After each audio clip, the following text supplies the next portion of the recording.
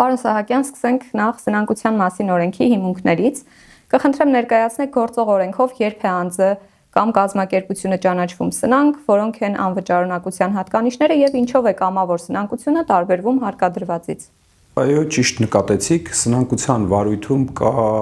սնանկ ճանաչվելու երկու ճանապարհ, առաջինը կամավոր սնանկության ճանապարհն է, երկրորդը հարկադրված։ Այս պահին գործող օրենսդիրը սահմանել է սնանկության մեկ ընդհանուր հատկանիշների համակարգ, այսպես առաջինը, որպեսզի թե իրավաբանական անձը, թե ֆիզիկական անձը ճանաչվի սնանկ, անհրաժեշտ է, որ նրա չկատարված պարտավորությունների չափը գերազանցեն 2 միլիոն դրամը եւ կետանցի պարտավորությունը կատարման կետանցը գերազանցի 90 օրը։ Սա նույն մոտեցումն է կիրառվում եւ կամավորի եւ հարկադիր սնանկության դեպքում։ Սրանց տարբերությունը այն է, որ հարկադրված սնանկության ժամանակ պարտատերն է որոշում եւ դիմում ներկայացնում դատարան իր նկատմամբ 2 միլիոնից ավել պարտավորություն ունեցող եւ 90 օրից ավելի կետանց ունեցող անձի նկատմամբ սնանկության վարույթ հարուցելու դիմում ներկայացնելու հարցը, այսինքն պարտատեր անձն է դիմում դատարան սնանկ ճանաչելու պահանջով։ Կամավոր սնանկության դեպքում ելի նույն հատկանիշներն են գործում, բայց անձը ինքը քննելով իր ֆինանսական եւ գույքային ընդհանուր վիճակը որոշում է կայացնում կամավոր սնանկության դիմում ներկայացնելու։ Այս պարագայում տարբերությունն այն է, որ հարկադրված սնանկության դեպքում դիմումատուն պետք է ներկայացնի այն բոլոր հիմքերը, որոնցով առաջացել է պարտավորությունը եւ ապացուցի, որ առկա են վերոթվարկած երկու հատկանիշները, այսինքն 2 միլիոնից ավելի պարտավորություն եւ 90 օրից ավելի կետանց, իսկ կամավոր սնանկության դեպքում պարտապանը ինքն է դիմում իրեն սնանկ ճանաչելու դիմումով եւ ինքն է պարտավոր ներկայացնել այդ ապացույցները։ Այն է, որ ինքը ունի 2 միլիոն դրամը գերազանցող պարտավորություն, դրանց կատարման հնարավորություն չունի եւ իր գույքային վիճակը բավարար չէ, որպեսզի այդ պարտավորությունները կատարվեն։ Ինչ տարբերություն կա սնանկության ինստիտուտի եւ դրա հատկանիշների միջև գործող օրենքի եւ սնանկության նոր օրենսգրքի նախագծի համեմատությամբ, ինչ սկզբունքային նորություններ են առանձնանում։ Այս առումով էական բան է փոխվել, ավելի ճիշտ ոչ թե փոխվել, այլ օրենսգրքի նախագծում ներառվել, եթե ես չեմ սխալվում, ամսի 16-ին հունիսի ազգային ժողովը երկրորդ ընթերցման պետք է քննարկեր սնանկության օրենսգրքի նախագիծը, որտեղ ներառված են նոր սկզբունքներ, այն է նախկին 2 միլիոն դրամի փոխարեն սահմանվել է 5 միլիոն դրամ եւ սահմանվել է, որ հարկադրված սնանկության դիմում ներկայացնելու համար անհրաժեշտ պայման է, որպեսզի ոչ միայն գոյություն ունենա պարտավորությունը, այլ այդ պարտավորությունը հաստատված լինի ուժի մեջ մտած դատական ակտով։ Առաջին մեծ փոփոխությունը սա է, սա իրավաբանական անձանց դեպքում եւ երկրորդ մեծ փոփոխությունը ֆիզիկական անձանց դեպքում, ելի շեմը սահմանվել է 5 միլիոն դրամ, սակայն սնանկության կարող է դիմում ներկայացվել միայն այն դեպքում, երբ առկա է ուժի մեջ մտած դատական ակտ եւ այդ դատական ակտը ներկայացվել է հարկադիր կատարման եւ հարկադիր կատարման գործընթացում ունեցել է չհաջողված արդյունք, այսինքն պարտավորությունները ամբողջությամբ չեն բավարարվել։ Նոր դրանից հետո կարող է հարկադրված սնանկության դիմում ներկայացնել ֆիզիկական անձի նկատմամբ։ Այսինքն այս առումով մենք էական փոփոխություն ունենք, եւս մեկ փոփոխություն ֆիզիկական անձանց դեպքում, որ ինչպիսի ճանապարհով էլ որ սնանկության գործընթաց սկսվի ֆիզիկական անձի նկատմամբ, վերջինս 5 տարիների ընթացքում չի ազատվում իր պարտավորություններից, ի տարբերություն այս պահին գործող օրենքի, որտեղ սահմանված է հետեւյալ կարգավորումը, որ եթե սնանկության գործընթացը տևում է 6 ամսից ավելի, այսինքն ավարտվում է սկսվելուց 6 ամսից ոչ շուտ, ապա ֆիզիկական անձ պարտապանը ազատվում է իր բոլոր պարտավորություններից։ Նոր կարգավորումների համաձայն այս դրույթը հանվել է։ Պարոն Սահակյան, որոնք են սնանկության հիմնական պատճառները, որոնք դուք տեսնում եք գործնականում եւ ինչպես է սովորական անվճարունակությունը տարբերվում կեղծ եւ կանխամտածված սնանկությունից։ Սնանկության պատճառները բազմաթիվ են։ Եթե պայմանականորեն բաժանենք դրանք երկու խմբի, օբյեկտիվ եւ սուբյեկտիվ պատճառներ կան, օբյեկտիվ պատճառների մեջ են մտնում շուկայում տեղի ունեցող ցնցումները, այսինքն այնպիսի փոփոխությունները, որոնց պայմաններում բարեխիղճ տնտեսվարողը չի կարողանում դիմակայել այդ խնդիրներին եւ ըստ էության չունենալով սնանկ ճանաչվելու մտադրություն, ցանկություն հայտնվում է այդ շեմում։ Օրինակ ֆորս մաժորներ կարան լինեն։ Մյուս խումբ մոտեցումը դա պատճառը, դա սուբյեկտիվ պատճառներն են, որոնց դեպքում ըստ էության մարդկային գործոնը մեծ դերակատարում ունի, այսինքն սխալ որոշումների կայացում կամ հենց ինչպես նշեցիք, կեղծ հիմքերի ստեղծում կամ կանխամտածված ինչ-որ պլանավորված գործողությունների կատարում եւ չէի բացառի ֆիզիկական անձանց դեպքում ֆինանսական գրագիտության պակասը,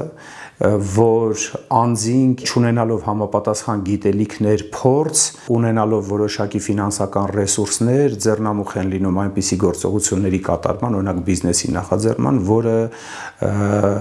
բերում է ոչ ցանկալի արդյունք եւ արդյունքում հայտնվում են սնանկության շեմին։ Սրանք են հիմնական պատճառները։ Կեղծ կանխամտածված սնանկության առումով կարող եմ ասել, որ գրեթե միշտ դա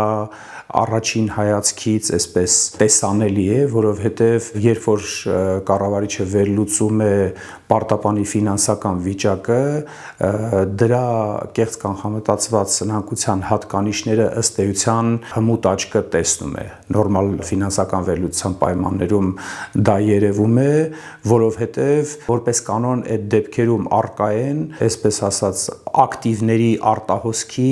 հստակ դեպքեր, այսինքն ինչ որ մի պահի տեղի է ունեցել ակտիվի արտահոսք, ակտիվը էականորեն նվազել է, որը եւ հանգեցրել է իհարկե այլ դրսևորումներ էլ ունեն, բայց դրանց մասին երևի թե կխոսենք հաջորդ հանդիպումների ժամանակ։ Այս գործընթացում կարևոր դեր են զբաղեցնում նաև սնանկության կառավարիչները, ով կարող է դառնալ սնանկության կառավարիչ, ինչ պահանջների պետք է բավարարի եւ ինչպես է նա նշանակվում կոնկրետ գործերով։ Սնանկության գործով կառավարիչ կարող է դառնալ այն անձը, ով Հայաստանի Հանրապետության Արդարադատության նախարարության կողմից ստացել է սնանկության գործով կառավարչի որակավորում, վերջին 5 տարիների ընթացքում 3 տարի զբաղեցրել է որևէ կազմակերպության ֆինանսական կամ այլ տիպի ղեկավարման գործառույթներ կամ սնանկության գործով կառավարիչների ինքնակարգավորվող կազմակերպության կողմից անցել է վերապատրաստման դասընթացներ եւ այդքանով հանդերձ պետք է կառավարիչը անդամակցի սնանկության գործով կառավարիչների ինքնակարգավորվող կազմակերպությանը Հայաստանի Հանրապետությունում այդպիսի կազմակերպություն կա մեկն է, որը կոչվում է սնանկության գործով կառավարիչների կոլեգիա ինքնակարգավորվող կազմակերպություն։ Որոնք են կառավարչի հիմնական իրավունքները եւ պարտականությունները եւ որպես դիտորդ խորհրդի նախագահ, ինչպես է կոլեգիան վերահսկում նրանց բարեխիղճ աշխատանքը։ Եթե առանձնացնեմ համար 1 ամենակարևոր եւ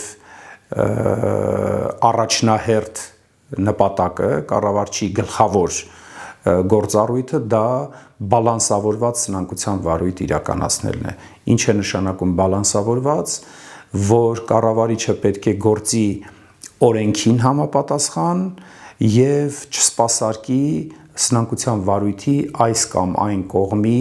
շահերը, այսինքն գերակշռողը եւ միակ առաջնորդող ուժը պետք է լինի գործող օրենսդրությունը։ Ինչպես է վերահսկողություն իրականացնում, կառավարիչների նկատմամբ կա վերահսկողության մի քանի տարբերակ, օրենսդրությամբ սահմանված է, դա պարտատերերի եւ պարտապանի կողմից վերահսկողությունն է, որոնք սնանկության վարույթում կառավարչի այս կամ այն գործողության հետ համաձայն չլինելով կարող են դիմում ներկայացնել կառավարչին, առաջարկելով տվյալ գործառույթը իրականացնել իրենց պատկերացրած ձևով, եթե կառավարիչը չի ընդունում կամ կարծում են, որ կառավարչի գործողությունների մեջ կա օրենքի խախտում, կարող է դիմում ներկայացվել Արդարադատության նախարարությանը կամ սնանկության վարույթը իրականացնող սնանկության դատարանին, դատարանի կազմին, կամ կարող է կառավարչի գործողությունները բողոքարկվել սնանկության գործով կառավարիչների կոլեգիա ինքնակարգավորվող կազմակերպությունում գործող կարգապահական հանձնաժողովին, այսինքն կոլեգիային, որտեղ կքննվի տվյալ իրավիճակը եւ կտրվեն համապատասխան գնահատականներ։ Իսկ բարևարքության տեսանկյունից ինչպես կարող է հանրությունը հսկել սնանկության կառավարիչների աշխատանքը։ Շատ նուրբ հարց է սա, ես կարծում եմ եւ միշտ ունեցել եմ այն համոզմունքը, որ սնանկությունը ինքը իր բարդ կառուցվածքով իր կարգավորումները հասու չեն բոլորին եւ այս տեսանկյունից շատ կարեւոր է, որ անձը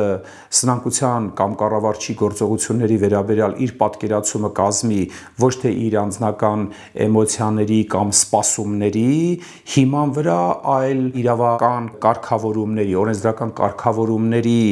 այսպես ասած, լույսի ներքո շատ լավ կլինի, որ սնանկության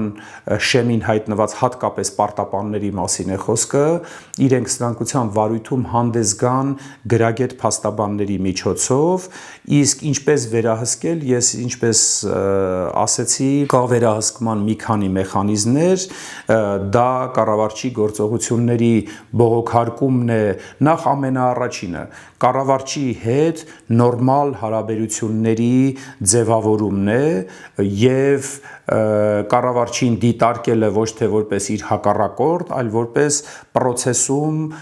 հայտնված եւ process-ի կարեւորագույն օղակներից մեկը։ Երբ որ տեսնում է, որ անձը սնանկության վարույթում արդեն իսկ կան օրենքի խախտումներ կամ որոշակի գործընթացներ իր պատկերացրած ձևով չի գնում եւ փաստաբանի հետ խորհրդակցելուց կամ իրավաբանի հետ դրա մեջ տեսնում է, այսպես ասած, միտումներ,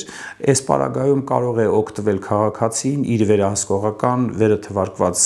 լծակներից, այն է դիմել արդարադատության նախարարությանը, դիմել սնանկության գործը վարող դատարանին բողոքարկելով կառավարչի գործողությունները կամ դիմել կարգապահական հանձնաժողովին եւ ակնկալել օբյեկտիվ քննություն։ Եվ այս բողոքարկման արդյունքում կարող է լինել այնպես, որ փոխվի սնանկության կառավարիչը։ Այո, իհարկե կարող է։ Ուրեմն օրենսդրությունը նախատեսում է կառավարչի լիազորությունների դադարեցում եզրույթը, ինչը կնշանակի, որ վերը թվարկված 3 դեպքում էլ հնարավոր է, որ կառավարչի գործողությունները լինեն այնպիսին, որ դրանց արդյունքում կառավարիչի լիազորությունները դադարեցվեն։ 3 դեպքերը եսի նկատի ունեմ արդարադատության նախարարության կողմից, դատարանի կողմից իրականացվող վերահսկողությունը, ինչպես նաև կարգապահական հանձնաժողովի կողմից իրականացվող կարգապահական վարույթը։ Հաշվի առնելով, որ սնանկության վարույթը ինքը բարդ կառուցակարգով եւ բարդ իրավական կարգավորումներով գործընթաց է, ես հորդորում եմ անձանց, ովքեր իրենց կամքից անկախ կամ պլանավորված հայտնվել են սնանկության վարույթում, անպայման ներկայացված լինեն գրագետ փաստաբանի միջոցով, դա կօգնի իրենց եւ process-ի վերաբերյալ իրենց ակնկալիքները հստակ ձևակերպել եւ նորմալ համագործակցել սնանկության վարույթի մասնակիցների եւ կառավարչի հետ։ Շնորհակալություն։ Ես էլ շնորհակալ եմ։